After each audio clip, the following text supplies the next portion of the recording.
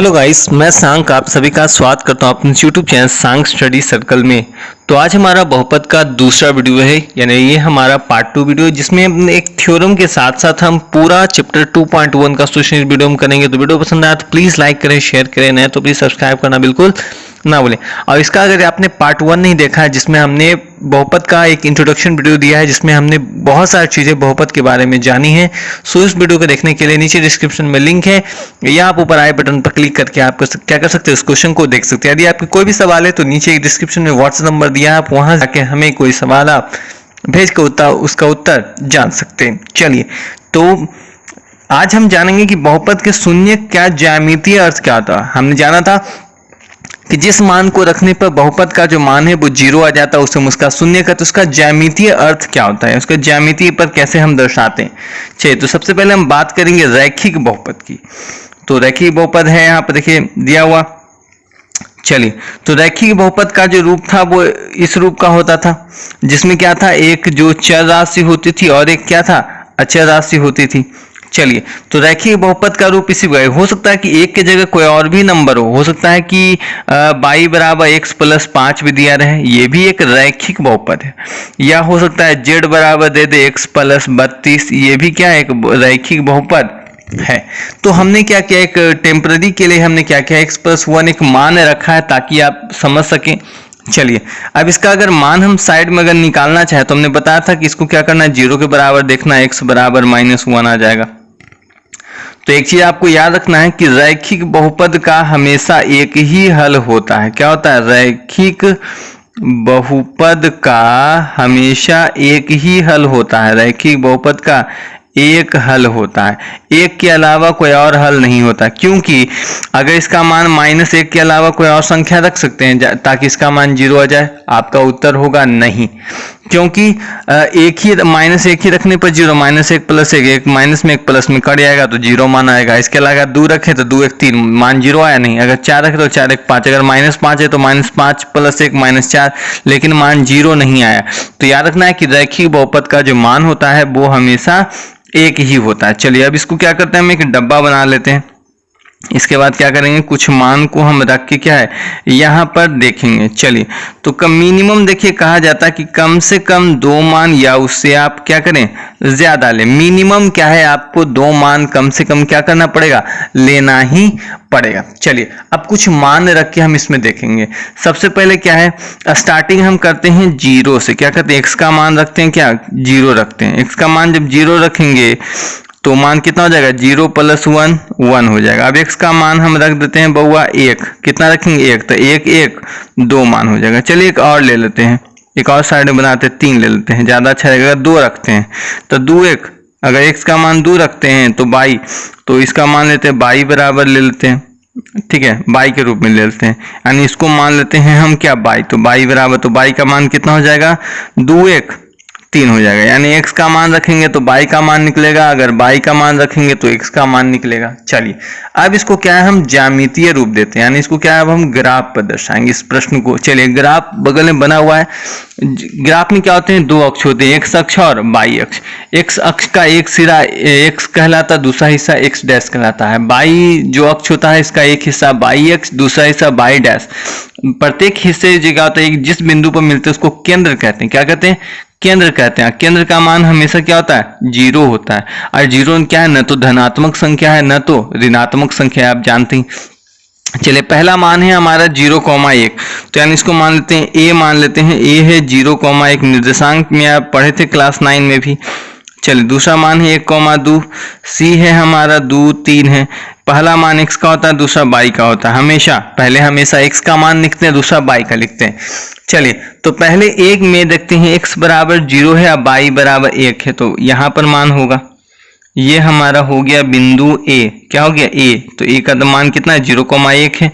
चलिए, दूसरा है 1,2, x का मान 1 है, y का मान क्या है, 2 है। तो इन दोनों के सामने में, मतलब यहाँ पर है लगभग, तो चलिए यहाँ पर ले लेते हैं एक बिंदु, ये है हमारा B पॉइंट।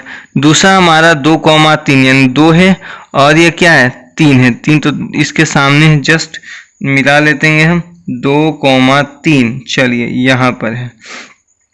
तो आप देख लेंगे कि यह क्या है, हमेशा एक ही बिंदु से होके जा रही है, यानी सेम आ रहा है, एकदम सीधा आ रहा है ना, एकदम सीधा मान आ रहा है। या अगर आप इन से बनाएंगे तो आपको एकदम बिल्कुल ये एक मान सीधा जाएगा। तो चलिए, तो इसका उत्तर क्या हो जाएगा, तो एक ही उत्तर होगा, एक उत्तर हो गया। तो जिस बिंदु से कट जाएगा यानी जिस बिंदु से होकर जाएगा वही उसका आंसर हो जाएगा। ठीक है, ये चीज आपको क्या रखना है, याद रखना है। यहाँ पर गया किस बिंदु से हुआ, -1 से, तो आंसर कितना है हमारा, -1 आया था। तो यहाँ हम नोट में लिख लेते हैं कि रैखिक बहुपद, जो चीज आपको याद रखनी बहुत इंपॉर्टेंट चीज है, बहुपद, रैखिक बहुपद का आलेख जो होता है बिल्कुल एक सीधी रेखा होती, क्या होती है, एक सीधी रेखा होती है, एक सीधी रेखा होती है। और याद रखना है कि रैखिक बहुपद में ग्राफ जिस बिंदु से होकर गुजरता है वही उसका आंसर होता है, वो भी एक्स अक्ष पर। हमेशा जो आंसर आएगा वो एक्स अक्ष पर, वाई अक्ष पर नहीं। तो याद रखना है कि जो भी आपको अभी हम इस चैप्टर में पूरा हम पढ़ाएंगे उसमें जितना एक्स पर, जितना एक्स अक्ष ये नहीं देखना कि एक्स डैश अक्ष पर, ये पूरा एक्स अक्ष ही होता है। उसका तो हिस्से को क्या है, बांट दिया जाता है कि आधा हिस्सा प्लस वाला हिस्सा, आधा हिस्सा माइनस वाला। तो जितने बिंदु पर एक्स अक्ष पर कटेगा वही आंसर हो जाएगा। ठीक है, तो इसका कितना हल हुआ, वो एक हल, क्योंकि एक्स अक्ष पर कितने बिंदु पर कटा है, एक ही बिंदु पर कटा है। तो ये चीजें आपको बिल्कुल याद रखनी है, ये बहुत ही इंपॉर्टेंट चीज है। और ऊपर से जो हमने अभी ऊपर बताया था कि रैखिक बहुपद का क्या होता है, एक ही हल होता है। ये दोनों जो चीजें हैं वो क्या है, काफी ज्यादा इंपॉर्टेंट है। तो चलिए अब हम लोग चलेंगे क्वेश्चन नंबर सॉरी, अब हम लोग चलेंगे द्विघात बहुपद के बारे में हम देखते हैं। चलिए, जैसा कि आप परिचित हैं द्विघात बहुपद से, द्विघात बहुपद उसे कहते हैं जिस घात का जो सबसे बड़ा महत्तम घात हो वो क्या हो, 2 हो। चलिए, तो क्या है कि एक हम लेते हैं, मतलब मान दिया वो हमारा px बराबर एक्स स्क्वायर माइनस 4, इसको मान लेते हैं y बराबर हो जाएगा एक्स स्क्वायर माइनस 4। तो अगर हम अब इसका निकालना चाहे साइड में मान, तो क्या हो जाएगा, एक्स स्क्वायर बराबर हो जाएगा 4, तो x बराबर √4, तो x बराबर 4 का वर्गमूल होता है 2, लेकिन जो ब्रैकेट होता है उसके आगे प्लस माइनस होता है, तो x का 2 मान आया, एक बार प्लस एक बार माइनस। चलिए, तो दोनों के हिसाब से अगर रख के देखें तो +2 का स्क्वायर 4 का स्क्वायर 2 का स्क्वायर 4 - 4 0, -2 भी रखे तो -2 का स्क्वायर 4 - 4 बराबर 0। चलिए, हमारा जो मान है वो ऐसे भी हमारा आ गया। लेकिन क्या है कि हमको ग्राफ पर दर्शाना है, ज्यामितीय अर्थ में देखना है, तो हमको क्या करना पड़ेगा, कुछ मान रखना पड़ेगा। तो चलिए, कम से कम 3 मान हम क्या है, या 3 से आप चाहें तो उससे अधिक मान क्या कर सकते हैं, आपकी मर्जी पर है, आप कितना मान क्या कर सकते हैं, रखते हैं। चलिए, तो कम से कम हम 3 मान देखेंगे, 3 से ज्यादा मान हम नहीं रखेंगे, 3 से ज्यादा मान में क्या है, ग्राफ बहुत ज्यादा लंबा हो जाएगा। तो चलिए, सबसे पहले हम क्या करते हैं, पहले यही जो हमारा मान आया है पहले उसी मान को हम रखते हैं। एक बार हम रख के देखते हैं +2। अब +2 रखें तो फिर भी मान 0, -2 रखेंगे फिर भी मान क्या आएगा, हमारा 0 आएगा। अब इसके बाद क्या करते हैं, अगर हम रख दें x बराबर -1, क्या रखें, x बराबर अगर -1 रखें तो कितना हो जाएगा, -1 का स्क्वायर -4, तो कितना हो जाएगा हमारा बुआ, तो y बराबर 1 का स्क्वायर 1 - 4 कितना, -3, तो -1 रखते हैं तो मान कितना आएगा, -3 आएगा। चलिए, तो हमने क्या है, मान रख के अब देख ले। अब हमको क्या करना है, इसको हमको ग्राफ पर दर्शाना है। चलिए, ग्राफ हमने क्या किया है, बना लिया है। चलिए, तो x अक्ष y अक्ष भी हमने दर्शा लिया। सबसे पहले कहता है a मान लेते हैं, इसको a b c 3 बिंदु हमने लिया है। पहला है 2, 0, दूसरा है -2, 0 और तीसरा है -1, -3। पहला है 2, 0, तो ये है x का मान, इधर वाला सारा है y का मान। तो x का मान है 2, x का मान 2 है, y 0 है, तो यानी x अक्ष पे होगा, तो यहाँ हो जाएगा हमारा, ये हो गया हमारा a बिंदु। चलिए, दूसरा है -2, तो -2 है x का मान और y अक्ष पर 0 है, तो चलिए यहीं पर हो जाएगा, ये हमारा मान हो गया b। नेक्स्ट है हमारा x बराबर -1, x बराबर -1, और जो हमारा मान दिया, तीसरा मान दिया है -1, तो x का मान दिया है -1, तो -1 यहाँ है, और y बराबर -3, तो -3 यहाँ है, तो इसके सामने यानी यहाँ पर एक बिंदु है। ठीक है, चलिए यहाँ पर एक बिंदु है। अब चलिए, अगर हम इसको देखें तो क्या हो जाएगा बुआ, अब एक बिंदु और लेते हैं ताकि, क्योंकि अभी तक कुछ मान अता पता नहीं चल रहा है, ठीक है, अभी तक मान कहीं पे बिंदु पर कटा नहीं है, तो एक मान हम और ले लेते हैं ताकि मान कम से कम निकल जाए। चलिए अब अगला क्या करते हैं, अब हम क्या करेंगे कि अभी तक हमने जीरो नहीं लिया है, कहीं पे जीरो नहीं, एक मान कम से कम जीरो लीजिए।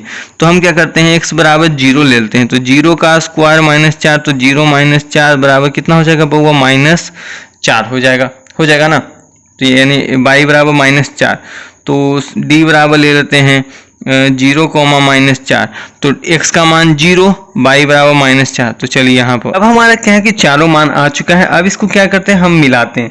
चलिए इसका जो ग्राफ देखिएगा आप, थोड़ा सा अजीब ढंग का बनेगा। अगर इसको आप मिलाना चाहे सही ढंग से, तो देखिए इस टाइप का बनेगा, ठीक है। ये एक पाराबोला यानी ग्लास जैसी आकृति क्या है आपको बनती हुई दिखेगी। इसको आप सीधे मिलाएं तो बिल्कुल इस टाइप का। लेकिन देखिए एक अक्ष पर दो बिंदु पर कट रहा है, क्या हो रहा है, एक अक्ष पर। यदि आपको कहीं भी ऐसा दिख गया ग्राफ, या आपको कहीं ऐसा दिख गया इस रूप का, या आपको कहीं ऐसा दिख जाए, या कहीं ग्राफ जो है आपको ऐसा दिख जाए, तो समझिए द्विघात क्या है, द्विघात वाले का है। देखना है कि आपको जो है द्विघात में क्या होगा, जो आपको हमेशा जो होगा वो इसी टाइप का ग्राफ दिखेगा। हो सकता है आपको इस टाइप का दिखे, या इस टाइप का दिखे, या इस टाइप। यदि इन चारों में से किसी भी आकृति का आपको क्या है ग्राफ देखने को मिल जाए, तो आप देख के बता दीजिएगा कि क्या है ये द्विघात, क्या है द्विघात बहुपद का जो है ग्राफीय निरूपण है। तो याद रखना है द्विघात में कम से कम 4 मान लीजिएगा। 4 मान लेने पर क्या ही मान क्या है कि बिल्कुल सही आता है, ठीक है।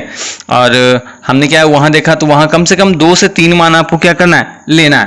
तो देख के आप समझ गए होंगे ये बिल्कुल क्या है इसी टाइप का होगा। यदि आपको बाय चांस ऐसा दे दे समीकरण में, पूछे कि इसके बताइए कितने मान हैं, यानी कितने मान आए हैं, तो शून्य कितने हैं, जितने x बिंदु पर कटेगा उतना शून्य। यदि बाय चांस कोई ग्राफ ऐसे दिया हुआ है बउआ ऐसे करके, अब पूछे कि इसका कितना हल है, तो 1 हल, 2 हल, 3 हल और 4 हल। तो कितने हल हैं, 4 हल हैं। कितने शून्य, 4 शून्य। अब अगर आप यहाँ पूछ दे कि एक इस बताइए इस द्विघात बहुपद के कितने हल हैं, तो क्या बताइएगा, 2 हल हैं, क्योंकि x बिंदु पर कितने बिंदु पर कटा है, 2 बिंदु पर। तो इस प्रकार क्या है बता सकते हैं। चलिए अब चलते हैं, हम लोग देखते हैं त्रिघात बहुपद के ज्यामितीय अर्थ क्या होता है और उसका कितना हल आता है। चलिए अब हम बात करेंगे त्रिघात बहुपद की। तो देखिए त्रिघात बहुपद क्या है, हमने क्या किया है, समीकरण लिख लिया है। तो सबसे पहले क्या है कि साइड में ग्राफ बना लेते हैं ताकि कोई ज्यादा टाइम वेस्ट क्या हो हमारा न हो मान निकालने में। चलिए -1, -2, -3, फिर ऊपर 1, 2, 3, 4, उसके बाद देखिए और भी हम मान ले लेते हैं नीचे भी, -1, -2, -3, -4। नीचे वाला बाई डैश कहलाता है, ऊपर वाला बाई ये हो जाएगा हमारा x अक्ष, ये हो जाएगा x डैश अक्ष। चलिए तो हमने लिया है x³ बराबर है। तो अगर इसका मान अगर आप निकालना चाहे तो x³ बराबर 1 हो जाएगा, तो x बराबर ये हो जाएगा। चलिए अब देखें तो इस टाइप का हमारा मान आया है, यानी घन वाले के रूप में। तो चलिए अब हम ध्यान देते हैं, या फिर चाहे तो इसको एक तरीके से हम और ही बना सकते हैं, x³ - 1 का क्यू हम चाहें तो इसको लिख सकते हैं, है ना, 1 का क्यू, क्योंकि 1 का क्यू 1 के बराबर। तो AQ - BQ, तो AQ - BQ का फॉर्मूला होता है A - B into A² plus AB plus B, sorry B²। चलिए इस प्रकार तो हो जाएगा हमारा x - 1 into x² plus AB, x into 1, x plus 1 का स्क्वायर 1। चलिए इस रूप का आ गया। अब चाहे तो हम इस पर बारी बारी से क्या है मान रख के क्या कर सकते हैं, हम चाहे तो देख सकते हैं, या आप डायरेक्ट x में मान रख के भी आप निकाल सकते हैं। तो चलिए कुछ मान हम क्या है हम रख के हम देखेंगे कि कितना मान कम से कम में हमारा जो आंसर है वो हमारा आ जाता है। चलिए तो ध्यान देते हैं, अब इसमें देखेंगे कम से कम हमारा कितना मान हमको क्या करना पड़ेगा, लेना पड़ेगा। तो उस पर भी डिपेंड करता है। चलिए x बाई, चलिए 1, 2, 3, 4, कम से कम 5 मान लेते हैं, क्योंकि हमने द्विघात समीकरण में ही 4 मान लिया है। तो इसमें क्या है, वो तो त्रिघात है, तो इसमें क्या करना पड़ेगा, उससे हमको ज्यादा मान लेना ही पड़ेगा। चलिए अब इसको देखते हैं हम ध्यान से। चलिए तो सबसे पहले हम क्या करते हैं, x का मान यदि हम बाई चांस रख दें -2, क्या रख दें -2। तो -2 का क्यूब कितना हो गया बुआ? -8। -8 एक -1 कितना हो जाएगा? -9 हो जाएगा। तो आंसर आएगा -9। यदि x का मान हम रख दें -1, क्या रख दें? -1 का क्यूब -1 -1 -2। आप अपने मन से कुछ अब मान लेते हैं कि 0 मानते हैं। 0 का क्यूब 0 -1 तो मान आ जाएगा -1। यदि हम x का मान 1 रख दें तो -1 का क्यूब 1 -1 कितना हो जाएगा? 0 हो जाएगा। चलिए अब इसके बाद हम यदि x का मान रख दें 2 तो 2 का क्यूब हो जाएगा 8। 8 में से गया बुआ 7। आपने अपने मन से कुछ भी जो मान आपको रखना हो तो आप रख सकते हैं, ऐसा नहीं कि जो हम रख रहे हैं आपको वही रखना है। चलिए 5 बिंदु बना, A B C D E में रख लेते हैं। यानी x का मान है -2, x का मान है -2 बउआ, अब y का मान है -9। तो चलिए इसको और हमको नीचे बढ़ाना पड़ेगा। चलिए तो इसको देखते हैं। और चलिए -9 तो -9 यहाँ पे है तो -2 -9 यानी लगभग यहाँ पर आता है बुआ। ये बिंदु हमारा हो गया A बिंदु। दूसरा कहता है -1, -2 यानी x का मान है -1 और y का मान है -2। तो यानी लगभग बिंदु यहाँ पर आ रहा है बुआ। फिर 0, -1 यानी x का मान है 0, y का मान है -1 तो -1 बुआ यहाँ पर आता है। तो ये इस बिंदु पर है। ये हो गया B बिंदु, ये हो गया हमारा C बिंदु। फिर कहता है 1, 1 है इसका मान है और y का मान है 0 बउआ, तो यहाँ पर आता है। फिर है 2, 7 यानी x का मान 2, y का मान 7 तो y का मान 7 देखे बउआ तो यहाँ पर है। तो यहाँ पर लगभग एक बिंदु ले लेते हैं। अब इसको अगर हम मिलाएं तो इस फॉर्म में बनता है बउआ, देख सकते हैं। ये जो ग्राफ हुआ कुछ इस टाइप का बना है ना, आप देख सकते हैं ग्राफ तो इस टाइप का बना। लास्ट में इसका फिगर भी हम डाल देंगे तो ध्यान से आप देख लीजिएगा। तो सोचिए इस टाइप का फिगर बना। तो यहाँ पर अगर मान पूछे तो कितना मान आया बउआ? तो मान आया मात्र 1, क्योंकि x पर कितने बिंदु पर कटा? एक ही बिंदु पर कटा। तो चलिए तो यहाँ पर भी तो हमने देखा था तो मान तो एक ही रखना पड़ेगा ना, क्योंकि एक ही रखेंगे तो 1 का क्यों 1 में से गया 0 आ गया। इसके अलावा तो कोई मान है क्या? तो ये लिख सकते हैं त्रिघात बहुपद के एक ही हल होते हैं या द्विघात बहुपद के 2 हल होते हैं। तो चलिए हमने इस ग्राफ विधि से सीखा क्या? यदि बाय चांस हम 3 ग्राफ के हिसाब से हम आपको समझाते हैं। यदि आपको ग्राफ कुछ इस टाइप का सीधा रेखा दिख जाए, क्या दिख जाए? सीधा रेखा, तो एक रैखिक बहुपद होगा। यदि आपको इस टाइप का ग्राफ दिख जाए या इस टाइप का ग्राफ दिख जाए या इस टाइप का ग्राफ दिख जाए तो ये हो जाएगा हमारा द्विघात बहुपद। क्या हो जाएगा? द्विघात। या आपको इस टाइप का ग्राफ दिख जाए या आपको इस टाइप का ग्राफ दिख जाए या थोड़ा बहुत तिरछा वाला ग्राफ दिखे तो ये हो जाएगा हमारा क्या बहुपद? त्रिघात बहुपद। क्या हो जाएगा? त्रिघात बहुपद। तो अब इसी का यूज करके हम बनाएंगे एक्सरसाइज 2.1।